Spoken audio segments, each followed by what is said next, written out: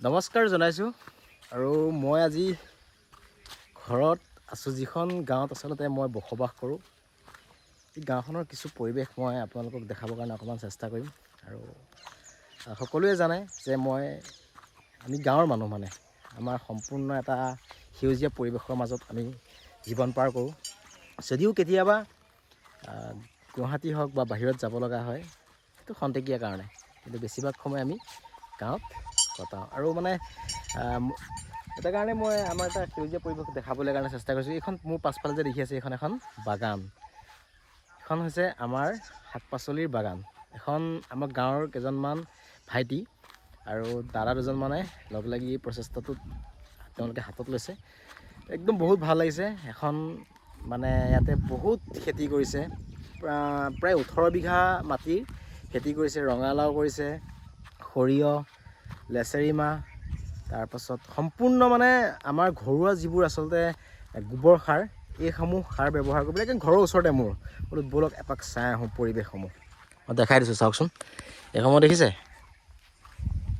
এই ৰঙালাও, ভাইটি এজন আছে বাৰু, কথা পাতিম। এই ৰঙালাও, আৰু এইখিনিতে এখন আমাৰ স্কুল হয়, এখন সৰিয়হতলী আঞ্চলিক হাইস্কুল। আৰু তাৰ পাছফালে থকা নৈৰ কাষতে আমাৰ এখন কপিলী নৈও আছে। মই দেখাই দিবৰ কাৰণে আপোনালোকক অলপ চেষ্টা কৰিম। 18 বিঘা মাটি আছে। 18 বিঘা মাটিত 4-5জন আমাৰ মানে স্থানীয় ভাইটি আৰু দাদা কেইজন মানে কৰিছে কামটো। বৰ ভাল লাগিছে। সেইবোৰ ৰঙালাওবোৰ হৈ আছে। তাৰপিছত ভাইটি এজন আছে বাৰু, ভাইটিজন এইজন। ঐ, টোটেল কিমান বিঘা কৰিছা? আমি ৰঙালাও 7 বিঘা আৰু এইখিনি আমি সৰিয়হ ন? হয়। এইফালে ইয়াত কি আছে এইখিনি? এয়া আমি চাইডে এনেকৈ কৰি গোটেই এই চাইডটো এইটো কি, এইবোৰ যে লগাইছা? আমাৰ এইটো এই গেটৰ, এইটো আমাৰ গেট হয়, মেইন গেট। এইটো গেটকে ধৰি এইটো লাইনত আপোনাৰ এইবোৰ কি? এইবিলাক ভেন্দি। এইবোৰ ভেন্দি।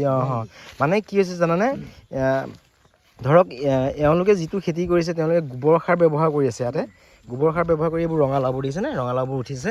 আৰু এইখন চাওক না, আমাৰ এইখন হৈছে কপিলী নৈ। এই কপিলী নৈখন এটা বৰ ধুনীয়া পৰিৱেশ, আমাৰ গাঁৱৰ এটা পৰিৱেশ, সকলোৱে জানে। আৰু এই আগত যে দেখিছে গছ গছনিবোৰ বেছি ওখ হৈ গ'ল এতিয়া। এইবোৰ নাথাকাহেঁতেন আচলতে আমাৰ পাহাৰবোৰ একদম ধুনীয়াকৈ দেখা পোৱা যায়। পাহাৰটো মানে কোনটো পাহাৰ জানানে? আমচৈ পাহাৰ আৰু আমাৰ শিৱকুণ্ড পাহাৰ। আৰু এয়া চাওকচোন, ধুনীয়া এটা গছবোৰ কি ধুনীয়া হৈ আছে, হয়নে?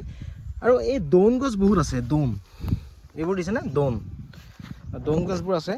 আৰু কি হয়, দৌন গছৰ পৰা আমি কিছুমান এইবোৰ চাওকচোন, দৌন দিছেনে? দৌন শাকটো খুব এটা আমাৰ কাৰণে, শৰীৰৰ কাৰণে এটা বৰ ভাল উপযোগী এটা শাক।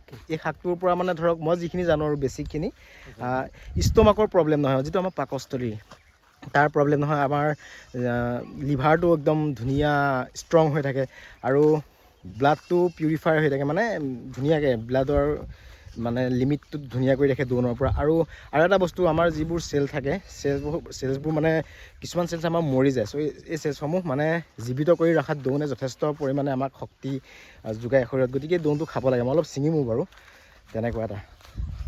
আৰু এইবোৰ আচলতে আমাৰ গাঁৱৰ পৰিৱেশসমূহ, গম পাইছেনে?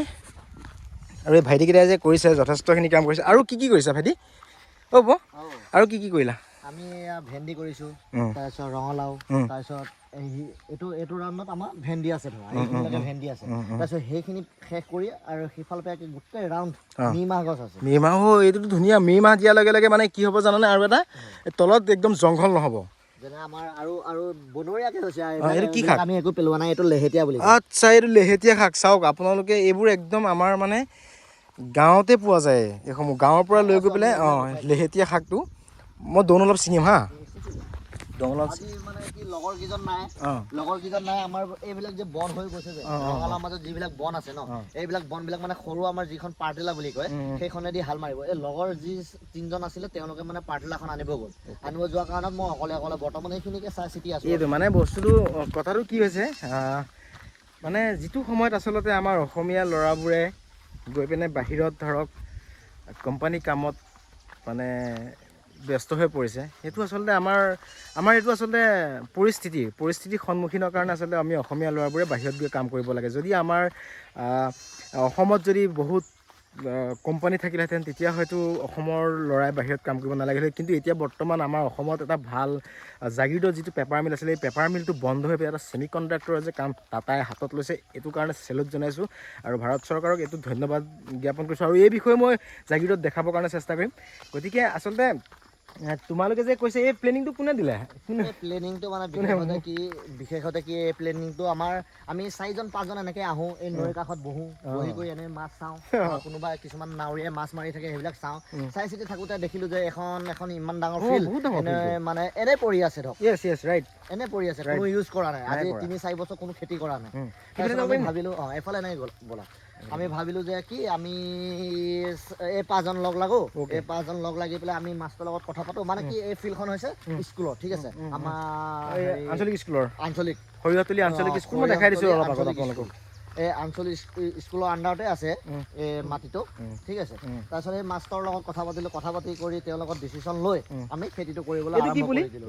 ৰঙালাও পুলি আমাৰ ষ্টেপ বাই ষ্টেপ আছে, মানে সেইখিনি তোমাক প্ৰথম সেইটো ডাঙৰ পৰ্যায়ত মানে প্ৰথমতে দিলোঁ। এইটো দিয়া আজি 7 দিন হৈছে, সৰু হৈ আছে, আজি 6 দিন 7 দিন হৈছে। এইবোৰ কি হয়? এইবোৰ হৈছে আমি যেনে ইয়াত সৰিয়হ যে পেলাম, আমি সৰিয়হ পেলাত মানে বনৰীয়াকৈ আমাৰ যেতিয়া বানপানী হয়, পানী উঠে, পানী উঠোঁতে বনৰীয়াকৈ আহিলে আহি পেলাই আমাৰ এইটো বাঙি বুলি কয়। বাঙিটো হয়, আমাৰ এই পথাৰত এনেই হৈছিলে, আমি কোনো ইয়াত গুটি দিয়া নাই ধৰক, ঠিক আছে, কোনো ধৰণৰ গুটি দিয়া নাই, যেতিয়া পথাৰত এনেই হৈছে আমি, কাৰণ সেইখিনি হাল মাৰি পেলাই আমি সৰিয়হ পেলাম যিহেতু, সেইকাৰণে এই গছকেইডাল আমি এনেই মাৰি নিদিওঁ, আমি আনি পেলাই চাইডত লগাই থৈ দিওঁ। অ'কে, গুড, এইটো ভাল এটা চিন্তা কৰি ল'লা দেই। আৰু এইবোৰ চাওকচোন, আমাৰ মানে যিবোৰ গছ আছে, এই গছসমূহৰ তলতে ধুনীয়া মানে এটা পৰিৱেশৰ হৈ আছে, সৃষ্টি হৈ আছে। আৰু তোমালোকে যে এই ব্যৱস্থাটো হাতত লৈছে, এইটো বহুত ভাল কাম আচলতে। ধৰা এইসমূহ তোমালোকে নিজেই কিন্তু পাছত কিন্তু আমাৰ ৰহা একদম এখন ধুনীয়া এখন বজাৰ হ'ব ধৰি আছে খিলঞ্জীয়াৰ কাৰণে। আগত হয়তো আপোনালোকে জানিব যে এইবোৰ মূলা আৰু ৰহাত আগত আমাৰ অসমীয়া ল'ৰাসমূহে ব্যৱসায় কৰিবলৈ কাৰণে খুব এটা টান পাইছিলে এইসমূহ, কিন্তু এতিয়া কিন্তু আমাৰ অসমীয়া ল'ৰাই একদম মানে ঘৰত হোৱা যিবোৰ শাক চব্জি এইবোৰ লৈ যায়গৈ। এইটো হৈছে হেৰি কি এইটো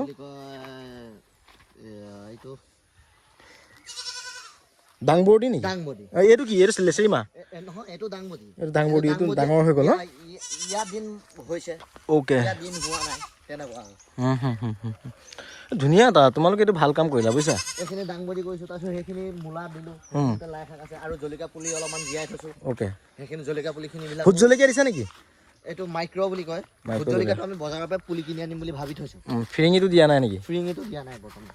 ফিৰিঙিটো ভাল, এইটো ভাল। আৰু ভোট জলকীয়াটো পাৰিলে দি দিয়া অলপ মাজে মাজে। এইফালে দিলোঁ আমি তিতা কেৰেলা দিছোঁ। এইবোৰ তিতা, এইবোৰ হেৰি ফ্ৰেঞ্চবিন নেকি? এইটো ফ্ৰেঞ্চবিন হয়, এইটো ফ্ৰেঞ্চবিন, এইটো ফ্ৰেঞ্চবিন হয়। তাৰপিছত আমি এইবিলাকত যে এইবোৰ তিতা উঠিছে আৰু পুলি উঠিছে, ইয়াত তিতা কেৰেলা দিছোঁ, এইবিলাক যে পুলি উঠিছে, এইবোৰ যেতিয়া ডাঙৰ হ'ব তেতিয়া এদিন আহিম বুজিছা। যেতিয়া মানে ধৰা তোমাৰ একদম সম্পূৰ্ণ বাগানখন হৈ যাব, মই তেতিয়া একদম চিয়'ৰ আহিম। এইটো বহুত আচলতে মানে কি হয় জানানে, মই একদম বহুত ভাল পাওঁ এইবোৰ। আমি ঘৰতে থাকি মই আগত কোম্পানীত কাম কৰিছিলোঁ, বহুকেইটা কোম্পানীৰ লগত মই জড়িত, মই মেডিকেল ৰিপ্ৰেজেণ্টেটিভ হয়।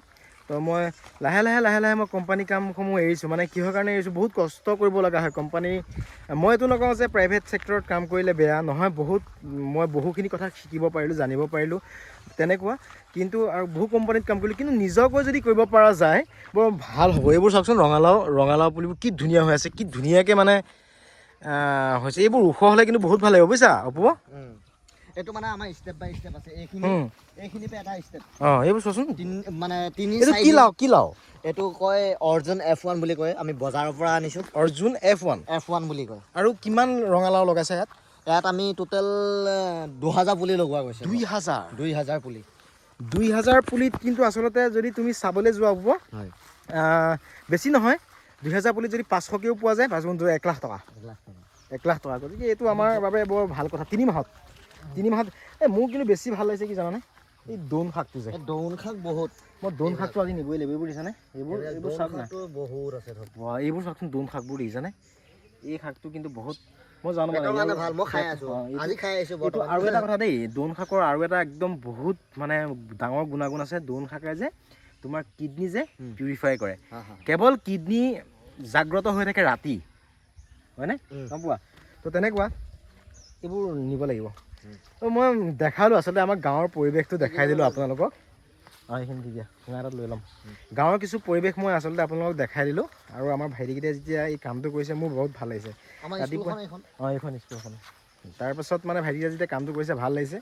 আমি সম্পূৰ্ণ আমাৰ গাঁৱত বসবাস কৰা মানুহ, আমি গাঁৱলীয়া মানে সেউজীয়াৰ মাজত আমি জীয়াই থাকোঁ সদায়। আৰু এয়াই আছিল আমাৰ গাঁওখনৰ পৰিৱেশ। আৰু এই যিখন বাগান বনাইছে ভাইটিকেইটাই, টোটেল 18 বিঘা আছে ন? 18 বিঘা মানে টোটেল 18 বিঘা আছে, কিন্তু আমি টোটেল 18 বিঘা আমি খেতি কৰিব নোৱাৰিম। কিহৰ কাৰণে নোৱাৰিম? পইচা লাগিব, গছবিলাক যে হৈ গৈছে। আচ্ছা, প্ৰায় মানে 10 বিঘা হ'ব খেতি। বেছি আপোনাৰ 14 বিঘা মান হ'ব। 14 বিঘা মান মাটি খেতি হ'ব। ঠিক আছে, মই এইখন বাগান 7 বিঘা আমি ৰঙালাও, 7 বিঘা সৰিয়হ। 7 বিঘা ৰঙালাও, এইটো আৰু তোমালোকে কিন্তু এইবোৰ ৰহাত নিব লাগিব দেই। ৰহাত নিম, আমাৰ এইটো চাওক, আমাৰ মানে এইটো কি হৈছে, ইয়াত কোনো ধৰণৰ মেডিচিন ব্যৱহাৰ কৰা নাই। সিহঁতি একদম গোবৰ সাৰ ব্যৱহাৰ কৰিছে। এইটো কাৰণে মই ভাল পাইছোঁ। মানে গোবৰ সাৰ মই সেইদিনাখন মই আহিছিলোঁ, কিন্তু মানে মই বেলেগ এটা কামৰ কাৰণে কিন্তু ঠেলাত লৈ আহিছিলে। ঠিক আছে, গতিকে সকলোকে ধন্যবাদ জনাইছোঁ। আৰু আমাৰ গাঁৱৰ কিছু পৰিৱেশ দেখাবৰ কাৰণে আপোনালোকক চেষ্টা কৰিলোঁ। সেইটোৱে আছিলে।